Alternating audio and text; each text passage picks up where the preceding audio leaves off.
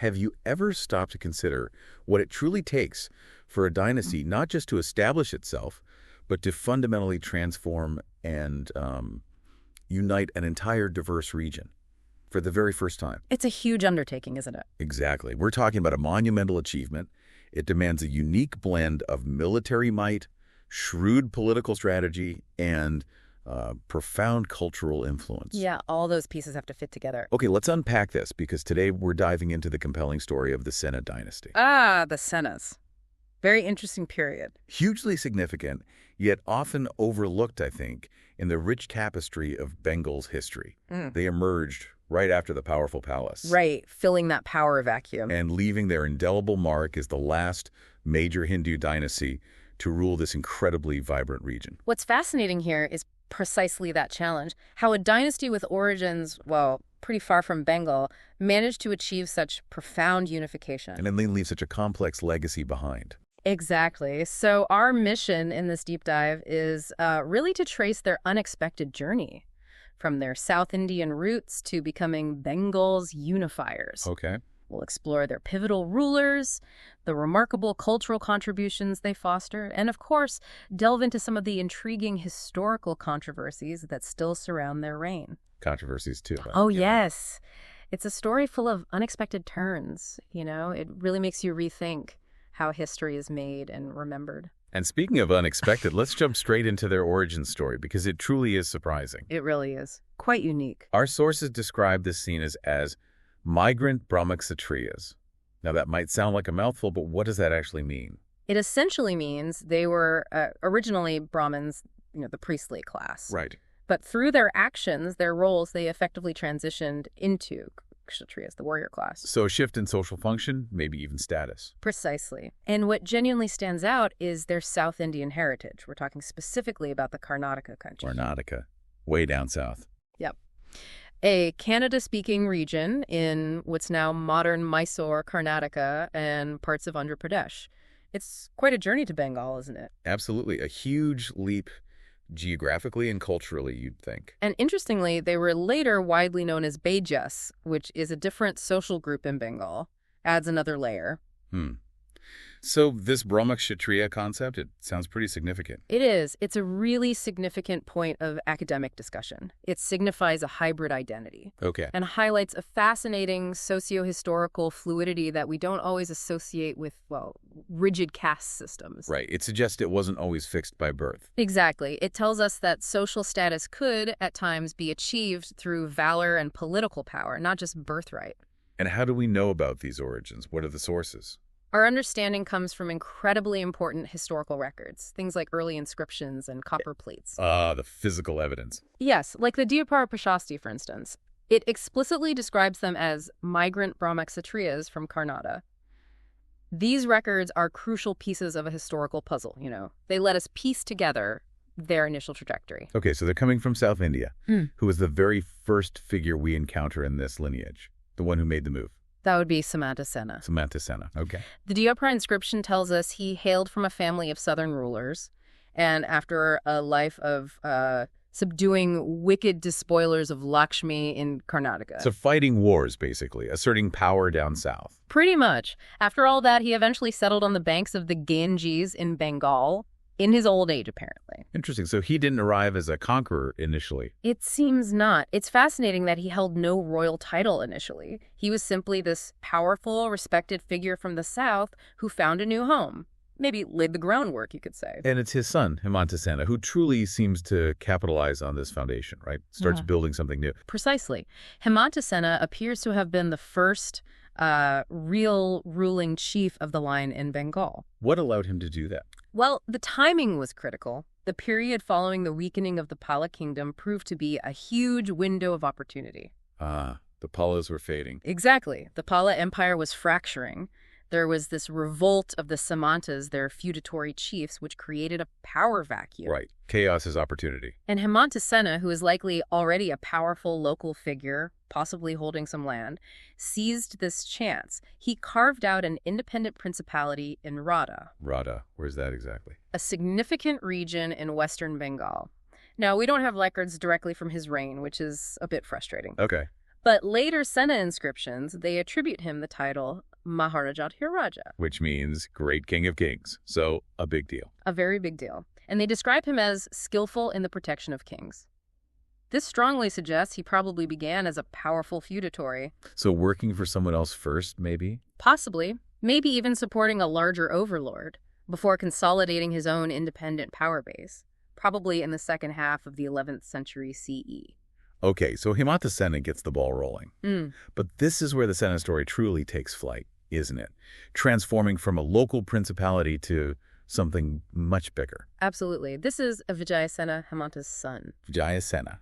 He's the one considered the true founder of independent Sena rule. That's the consensus, yes. His rise was, well, a masterclass in strategic ambition. He started out as a subordinate ruler under the Pallas in that same Radha area. Okay, so following his father's initial path. Right. Some historians even suggest he might be the Vijayaraja of New Dravali mentioned as helping the Pala king Ramapala against the Kaivarta revolt. Ah, so he might have been playing the loyal subordinate game for a while. Could be. And that experience likely gave him invaluable insights into the Pala's strengths and, more importantly, their growing weaknesses. He was incredibly shrewd. And he capitalized on those weaknesses. Fully.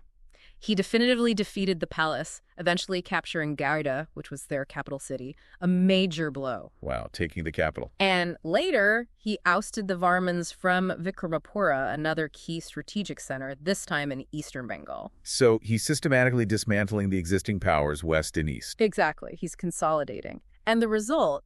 Tell me. The result is his truly monumental achievement. Vijaya Sena was the first king to bring the entire region of Bengal under a single, unified rule. The whole region, under one ruler. That hadn't happened. Not like this. Not under one single, powerful dynasty unifying Vanga, Radha, Gauda, everything. It solidified the Sena dynasty's place in history. How long did he rule for? Must have taken time. An impressive 62 years, roughly from 1098 to 1160 CE. That long reign speaks volumes about his stability and foresight. Definitely. What else do we know about him? His beliefs. He was known as a devout Saiva, a worshiper of Shiva, but also liberal in his approach, apparently. Showed patronage to Brahmins, cared for the poor. A powerful and pious ruler. Seems so. His long and successful career even inspired renowned poets of his time, like Sriharsa, to write about him. Left quite an impression. And isn't there some concrete evidence, something tangible that brings his reign to life? Absolutely. There's a specific copper plate document discovered near Barakpur. Okay. It's dated to his 32nd year of reign, and it meticulously records a land grant for a Vedic sacrifice. A sacrifice? Yes, performed for his principal queen, Mahadevi Vilasadevi, during a lunar eclipse. Wow, that's specific. It is. And it isn't just a dry detail. It paints a vivid picture of his court. It highlights his religious devotion, his generous patronage of Brahmins. And the administration needed to record all this. Exactly. It offers a rare glimpse into the sophisticated administrative and ceremonial practices of the Sena court during this critical period of consolidation. Shows a dynasty that was not just militarily strong, but also deeply entrenched in the socio-religious fabric of the time. Okay, so after Vijaya Sena's incredibly long and foundational reign, we encounter his son, Ballal Sena. Ballal Sena, yes. A different kind of figure in many ways. He's often remembered more for his intellect and scholarship than for military conquests, right? Though he did play a role there, too. That's true. He did deliver the final blow to the Pallas in Magadha and conquered Mithila. So he wasn't just a scholar. But his real legacy, it seems, shines through as a great scholar and renowned author. Definitely. He completed his significant work, the Dhanasagara, a huge compilation on religious donations, in 1168 CE. Dhanasagara, okay. And he began work on another ambitious project, the Adbhutasagara, dealing with omens and portents, in 1169 CE, though he wasn't able to finish that one himself. An unfinished work adds a bit of mystique. It does. But this raises an important question, because when we talk about Ballal Sena, we absolutely have to address Kulinism. Ah, yes, Kulinism. This comes up a lot with his name. What's the general idea? Well, it's generally believed, or traditionally believed, that he introduced Kulinism, a complex system of caste hierarchy and marriage rules within Hinduism, especially prominent in Bengal. Kulina literally meant of good family. It involved ranking certain Brahmin and Kayasta families and set out strict marriage rules, often allowing for hypergamy. Hypergamy. Marrying up. Exactly. A woman could marry into a higher social status within the Kulina framework. So if this is true, Ballal Sena introduced a system that profoundly shaped social hierarchies in Bengal for centuries. That's a massive impact. Huge. But is this historical attribution as clear-cut as it seems? I sense a but coming. There is a very big but. That's where the significant historical debate lies. The primary sources for this belief are the Kula Granthas or Kulinism. Okay, the text about Kulinism. Right. But here's the catch. They were composed 5 or even 6 centuries after his reign. Centuries later, that's a long gap. A very long gap. And critically, they are full of irregularities, they contain conflicting ideas, and their historical authenticity is, well, increasingly questioned by modern historians. So the main sources are unreliable. Highly questionable, yes. And what's even more telling is that none of the contemporary Sena epigraphic records the inscriptions or copper plates from Ballal Sena's actual time even mention Kulinism. Not a word. Nothing. So the contemporary evidence is silent on the matter. Completely silent, which makes the later claims look, shaky. So this isn't just about a historical debate. It's a powerful reminder, isn't it, about how historical narratives can be shaped, maybe even invented, long after the fact. Precisely. Often to legitimize contemporary social practices, it forces us to critically question all historical claims, especially when they appear centuries later and seem to serve a particular agenda. History isn't always a straight line of facts from the past to us. Definitely not. It's quite probable many historians think that later advocates of Kulinism, especially when the system was really being codified and strengthened in the 18th and 19th centuries, they sought to establish a historical link, to connect it back to a revered Orthodox Hindu king like Ballal Sena. To give it ancient authority. Exactly. That connection would have provided a powerful sense of legitimacy and tradition to their evolving social practices. It's a fascinating example of how societal needs can influence or even construct historical interpretations. It truly makes you think about how we understand the past.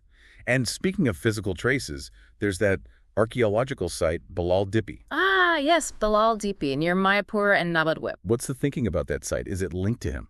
Well, some historians believe it could be part of a Sena capital city, maybe even Vijayapura mentioned in texts. Others suggest it might be a significant Buddhist stupa or vihara that predates or coexisted. So layers of history again. Absolutely. Excavations there have revealed massive brick structures dating from around the 10th to 12th centuries CE.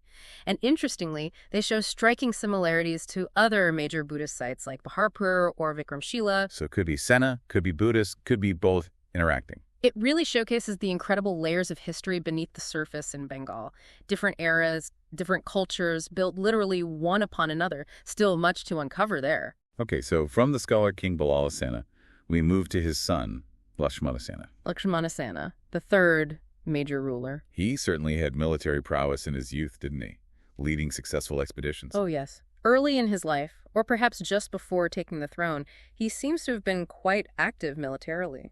Sources mention defeating kings of Gauda, maybe rival claimants, and Varanasi. And campaigns further afield. Yes, expeditions against Kamarupa, which is modern-day Assam, and Kalinga, modern-day Odisha.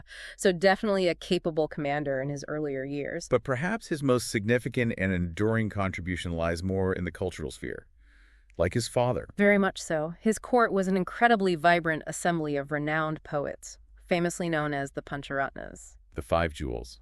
Love that name. Who are some of these celebrated figures? This constellation of talent included the really celebrated Jayadeva. Ah, Jayadeva, author of the Gita Govinda. The very same. A lyrical poem about Krishna and Radha that became hugely influential in the Bhakti movement across India. A masterpiece. This is iconic. Who else? There was Doi, who composed the Pavanduta, a messenger poem, and others like Govardhana, Sarana, Upatitara. Imagine a court so rich in intellectual and artistic energy. A golden age of literature, it sounds like. It certainly seems like a high point. And like his father, Lakshman Sena also carried on the scholarly tradition.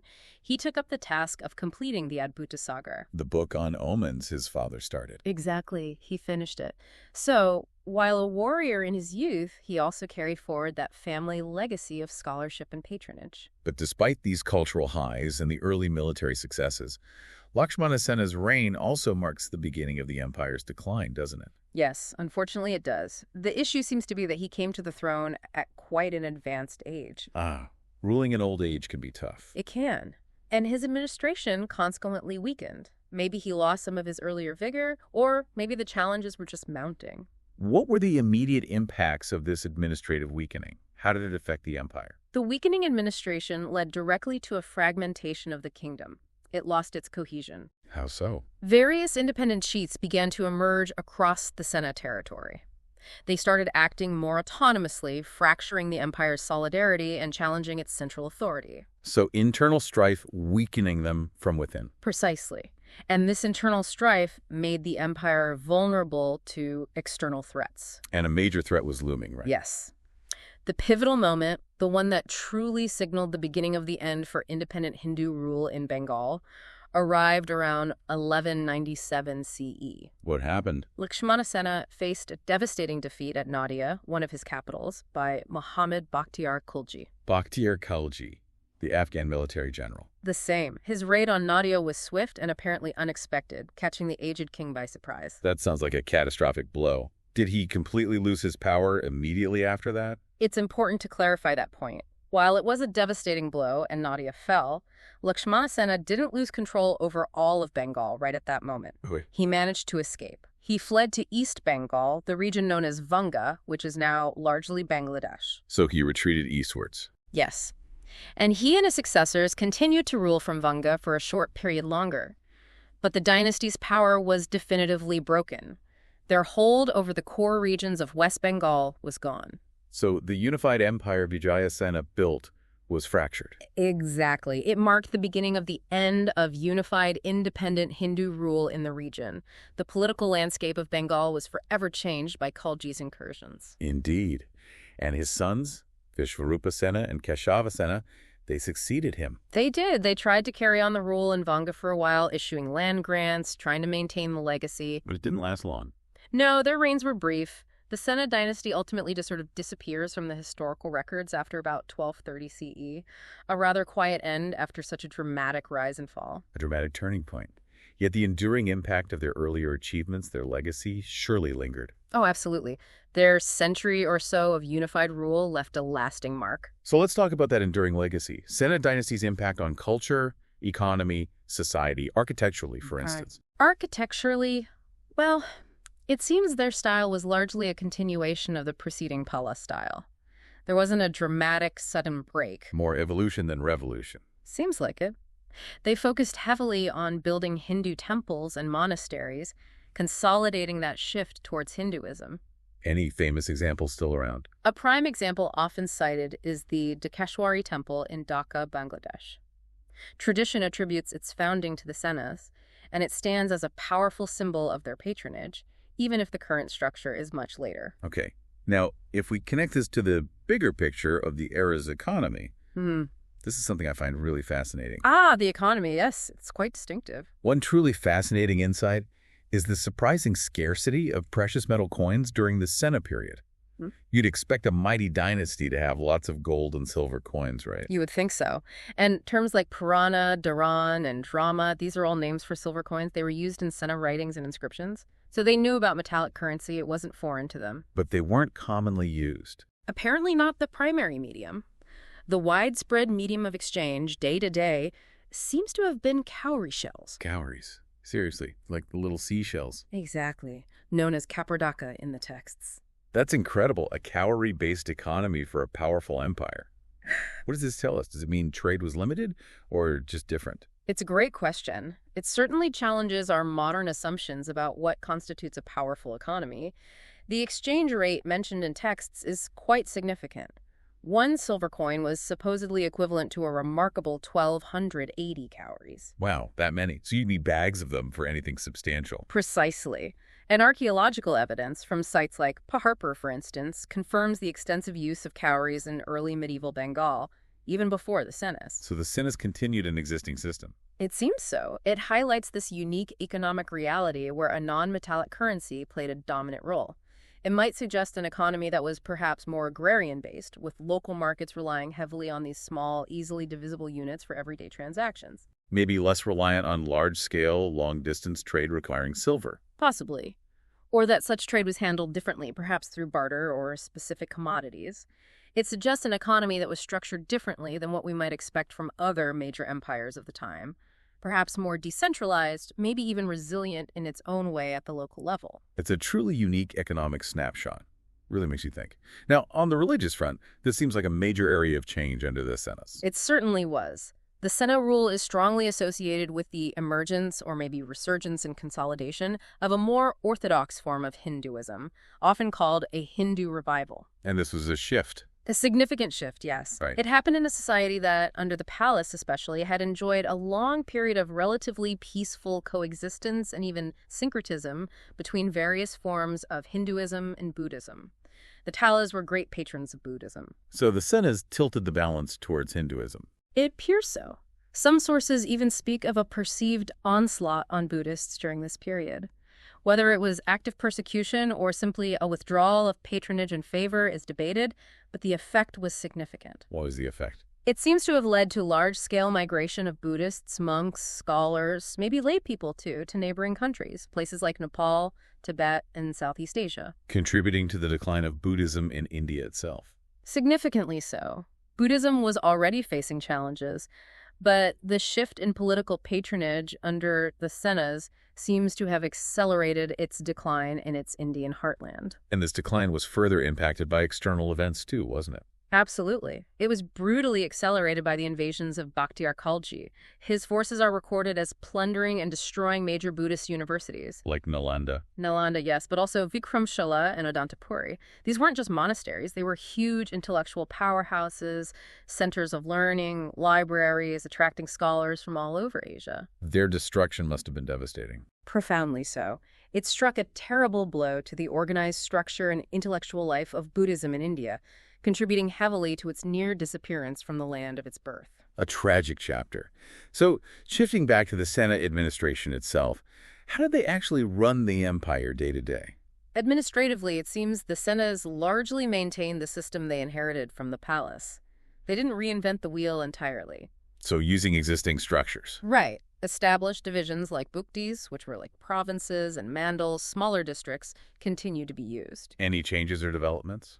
We do see perhaps an increasing importance placed on even smaller administrative divisions. Units like patakas and chaturakas are mentioned more frequently, and some new officer roles appear in the inscriptions. Suggesting maybe more layers of administration, perhaps more local control. It could suggest that, yes. An evolving administrative structure, possibly adapting to the needs of managing a large unified territory, or perhaps reflecting a more complex hierarchy. And was there an underlying philosophy to their administration? It's also clear that the traditional Hindu administrative system, the principles laid out in texts like Kautilya's seminal work, the Arthasastra, had a significant influence. Oh, the classic text on statecraft. Exactly. It reflects a continuity of classical Indian political thought informing their governance. So, ultimately, despite its eventual decline and the controversies, the Sena period truly was a memorable era, as historians often put it, for Bengal. Why memorable specifically? Because it fostered those significant cultural and literary activities we talked about.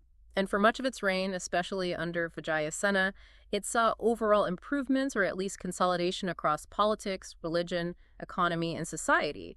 They really cemented their place as a foundational dynasty for the region. So what does this all mean for us then, as we look back at the Sena Dynasty? It's quite a story. It really is. A lot to take in. From their unexpected South Indian origins to their unprecedented role as the first unifiers of the whole of Bengal, they truly left an indelible mark. No doubt about it. They weren't just conquerors.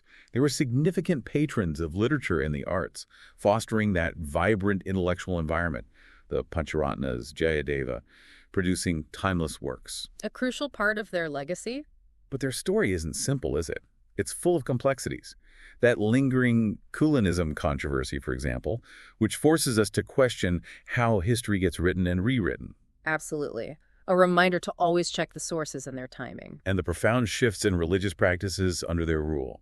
The rise of Orthodox Hinduism, the decline of Buddhism, these reshaped the spiritual landscape of India in ways that are still felt today. Huge long-term consequences. This deep dive really reveals how intricately interconnected historical threads are, doesn't it? Blending military conquests with scholarly pursuit, administrative structures, economic realities, and profound socio-religious change, all woven together. It really does. And maybe this raises an important question for you, the listener, to ponder. How powerful a role do things like cultural patronage and administrative structures actually play in defining a dynasty's ultimate legacy, even when its political and military power eventually wanes, like the Senas did? What lasts? That's a great question. What endures beyond the battlefield? Exactly. And also think about how new archaeological discoveries, like maybe more finds at Ballal and ongoing historical research constantly reshape our understanding of these past eras. They bring forth new perspectives on what we once thought was settled history. So the story's never really finished. It's a reminder that the past is never truly static. It's always evolving with each new insight, each re-examination of the evidence, always more to discover.